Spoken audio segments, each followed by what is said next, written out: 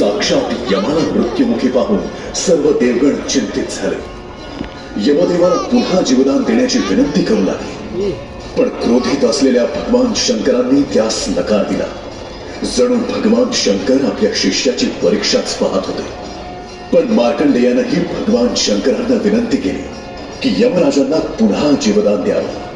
हाच स्थायी भाव बघून भगवान शंकर मार्कंडेयावर अतिप्रसन्न झाले. त्यांनी यमास जीवदान दिले. यमराज दोघांनाही वंदन करून यमलोकात परतला.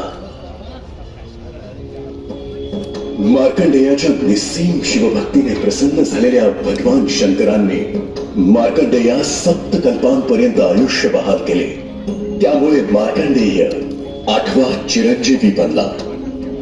पुढे आपले संपूर्ण आयुष्य आयु आरोग्य ऐश्वर्य देही ते मुनिपुंगव.